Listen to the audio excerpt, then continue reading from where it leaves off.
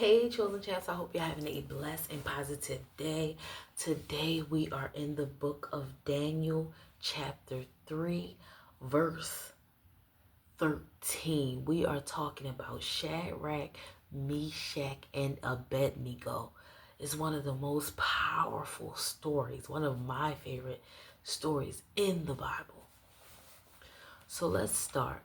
There are certain Jews whom thou hast set over the affairs of the province of Babylon, Shadrach, Meshach, and Abednego.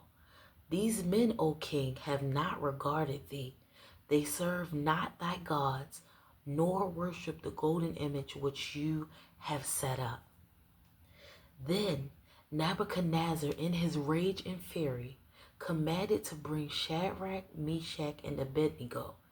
Then they brought these men before the king.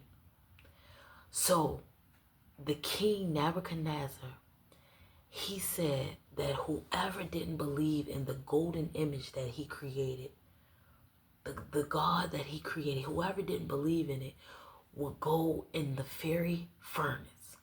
So they told the king, we know these three men that do not worship the God that you worship. They don't idolize the idol that you have created. So king was so angry. They said he was so enraged. He commanded them to bring the three men to him. They brought the three men to him. Let's go to 14. Nebuchadnezzar spoke and said unto them, is it true, O Shadrach, Meshach, and Abednego? Do not ye serve my God, nor worship the golden image which I have set up? So when he get them face to face, he said, y'all don't serve the God that I serve? Y'all don't worship the golden image which I have set up? So now he's mad that they do not worship the false God that he worships. So he asks them. So then it says in 15, now if ye be ready that at which time you hear the sound of the flute, harp, sackbut, psaltery, and dulcimer, and all kinds of music, ye fall down and worship the image which I have made. But if you worship not, you shall be cast the same hour into the midst of a burning fiery furnace. And who is that God that shall deliver you out of my hands? Whew. So he said to them, when I play this sound, when I play this harp and this flute, that is the moment that I want you to worship the idol that I have set up. I want you to worship the false God and the image that I have made. And he said, if you do not worship him, if you do not worship the false God the king had created, he said, in that same hour you will be burnt in the fiery furnace. And then he said, your God shall deliver you. He was mocking God. He was pretty much saying, you think the God that you believe will save you out of a fiery furnace? We'll see about that. So pretty much, these three men were faced in the midst of being thrown in a fiery furnace. They were tempted, but they stood on their faith. They stood on what they believed in. So let's see what happened next. Shadrach, Meshach, and Abednego answered and said to the king, O Nebuchadnezzar, we are not careful to answer thee in this matter. If it be so, our God whom we serve is able to deliver us from the burning fiery furnace, and he will deliver us out of thy hand, O king. But if not, be it known unto thee, O king, that we will not serve thy God nor worship the golden image which thou hast set up. So they stood on business. They said, my God will deliver us. Our God will deliver us. We are not worshiping that false God. How many of you will be standing in the face of death, standing in the face of a trial. And he is saying that if you don't worship this false idol, I will throw you in the fire. How many of us will stand in our faith and say, I still worship God? I don't care if you throw me in the fire. I don't care if you persecute me for following God. I will believe in him and he will deliver me. And they said, we will not worship your false God. We will not worship the golden idol that you have created. They stood on business. They stood on kingdom business. They stood on kingdom business. So then Nebuchadnezzar, full of fury, and the form of his visage was changed against Shadrach, Meshach, and Abednego. Therefore he spoke and commanded that they should heat the furnace 7 times more than it was. Won't be heated. So he got so mad that they denied him. He got so mad that they didn't want to worship the false gods. He got so mad that they chose to still worship God, even though that he claimed that he would torture them in this very furnace. He said, turn the furnace up, turn the heat up. And that's what the enemy does when he realizes that you're not going to follow him. When he realizes you're not going to follow the false gods. When he realizes that you're going to fight and stand with God no matter what you face, it'll make him angry. So now he's going to turn up the heat. Now he's turning up the warfare. Now he's turning up the problems. Now he's turning up your depression because he is so angry and mad that you have chosen to follow God. He's so angry and mad that you have chosen to not be in the kingdom of darkness. You have chosen the kingdom of light. Just like the king in here, he was so mad that they said, no, we're not going to follow the false god that you have created. We follow and we honor God. As for me and my household, we serve the Lord here. That's pretty much what they were saying. They were standing on business. So he turned the heat up. It says, and then these men were bound in their clothes, their hosen, their hats, and their other garments, and were cast into the midst of the burning fiery furnace. Now hold up, he made sure that they had their clothes on. He made sure. He wanted to burn them so bad. And that's what the enemy wants to do. He wants you to be defeated so bad. His job is to steal, kill, and destroy. And he will do whatever he can to deter you from your walk with God. He will do whatever he can to get you to come on his side, because they easily could have switched sides. They could have said, you know what? I don't want to go through that burning furnace. Let's just worship this false god so we don't have to go through the struggle and the pain. You ever realized how the attacks get turned up every time you try to start living more righteous? Every time you start trying to get on track, now here come more problems. And just like in this story, he wants the problems to deter you away from the walk. He wants you to walk away from God so you won't have to deal with the warfare that comes with it. So you won't have to deal with the fire being turned up on you. Whew, that's good. So he left the clothes on them. Now imagine that. Imagine how they felt about to go through the fiery furnace. They got their clothes on and they're about to go through this because they chose to worship God. And because the enemy is mad, he turns it up to guarantee that they wouldn't make it out. But they had enough faith to believe that even though they're going through the fire, they will make it out because they trust that God will pull them through. It says, therefore, because the king's commandment was urgent and the furnace exceeding hot, the flame of the fire slew those men that took up Shadrach, Meshach, and Abednego. And the three men, Shadrach, Meshach, and Abednego, fell down, bound into the midst of the burning, fiery furnace. They said it was urgent. He wanted to destroy them urgently. The enemy is urgently after your purpose. He's urgently after your destiny. He's urgently after that thing that God has put inside of you. He's after your walk with God. It said he was urgent. The commandments was urgent. And the seething hot, the flame was hot. It says, so they fell down in the midst of the burning furnace. Then Nebuchadnezzar the king was astonished and rose up and spoke and said unto his counselor, did we not cast 3 men bound into the midst of the fire? They answered and said unto the king, true, O king.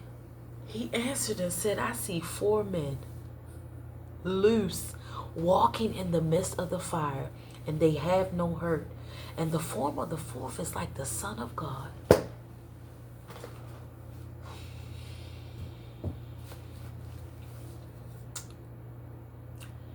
The king was so confused. He said, wasn't it three men that I put in the burning fire? He looked in the furnace and he said, I see 4. I see 4. And he said, the 4th one looked like the Son of God. Do you not know that no matter how many fires the enemy tries to throw you in, no matter how many times the enemy tries to bring you down, God is right there in the midst of it. The king said, it's 4 of them. And one of them looked like the Son of Man. Then Nebuchadnezzar came near to the mouth of the burning fiery furnace and spoke and said, Shadrach, Meshach, and Abednego, ye servants of the Most High, come forth and come hither. Then Shadrach, Meshach, and Abednego came forth of the midst of fire. And the princes, governors, and captains, and the king counselor, being gathered together, saw these men, upon whose bodies the fire had no power, nor was a hair on their head singed. Neither were their coats changed, nor the smell of the fire had passed on them.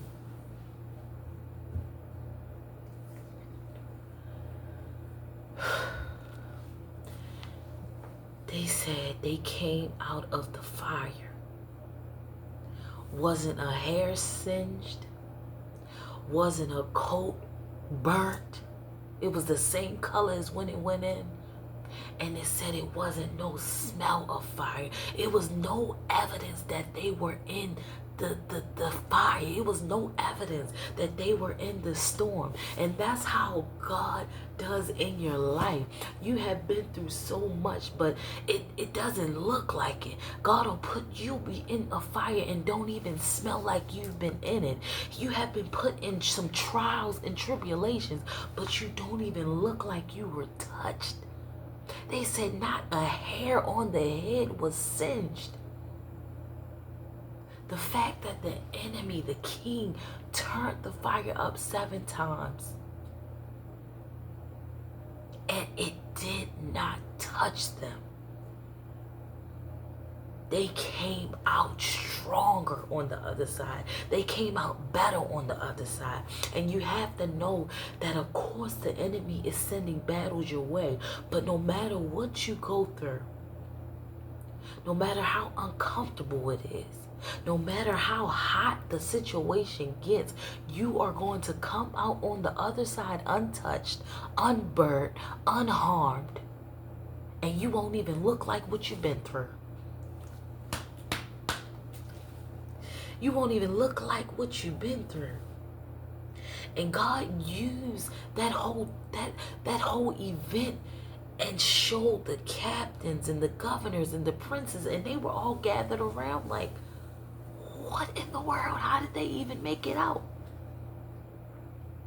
Then Nebuchadnezzar spoke and said, Blessed be the God of Shadrach, Meshach, and Abednego, who has sent his angel and delivered his servants that trusted in him, and have changed the king's word and yielded their body, that they might not serve nor worship any God except their own God.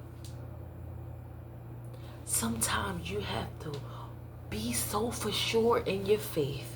Be so for sure in your walk with God that nothing is going to take you off track. Nothing, no threats, no temptation is going to take you off your walk with God. And now you see how the king energy changes.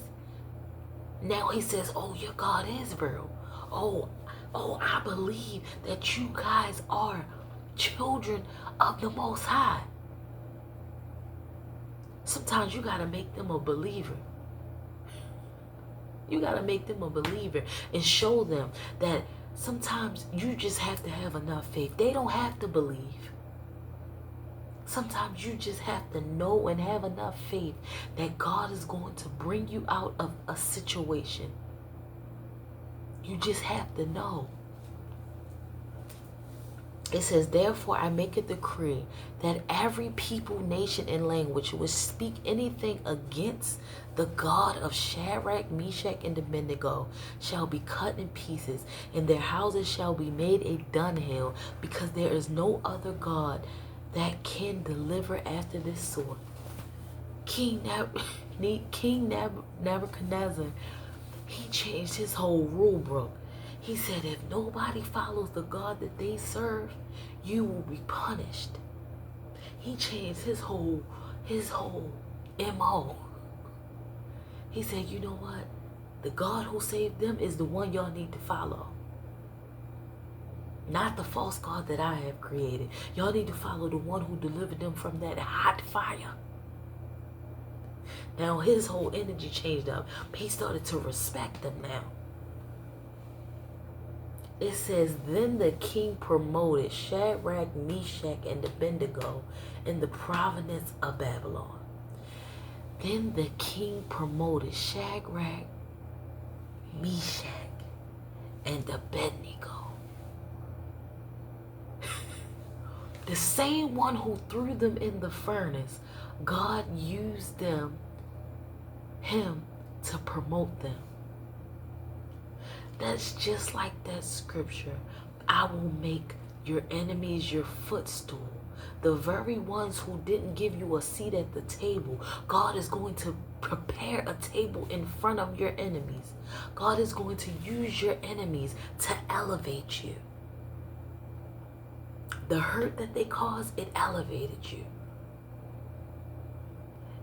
Them trying to throw you in the fiery furnace, it happened to give you a promotion. The more they try to throw you in the fire, the more they are promoting you. The more they try to bring you down, the more they are elevating you. It said the king promoted them. The same one who threw them in the fire, would God use that same enemy to promote them. Whew. My God, my God, my God, my God, my God. It said, I thought it was good to show the signs and wonders that the high God has wrought towards me. How great are his signs and how mighty are his wonders. His kingdom is an everlasting kingdom, and his dominion is from generation to generation. Wow. Wow, wow, wow. They worshiped God. They worshiped God. They had enough faith to know that even though we're facing this, God is going to deliver us. He was right there with them in the fire. And that's how God is with you right now. He's right there with you by your side. And people are so surprised that you're still standing. They're so surprised of how many times you have been thrown against the fire. You are still coming out untouched, unsmelled. Not a hair on your head is singed. You don't even look like what you've been through. And the moment they're trying to throw you in the fire is the moment that God is going to use that very people, your very enemies, to promote you. So have enough faith to go into that fire. Have enough faith and know that the God you serve will deliver you every time. The God you serve will allow you to win every time. Trust and know that He is God. Remember, chosen champs, have a blessed and positive day. Remember, build your relationship with God is very important. Your relationship with Him is the most important relationship that you will need to build. Y'all have a blessed and positive day, chosen champs. Peace.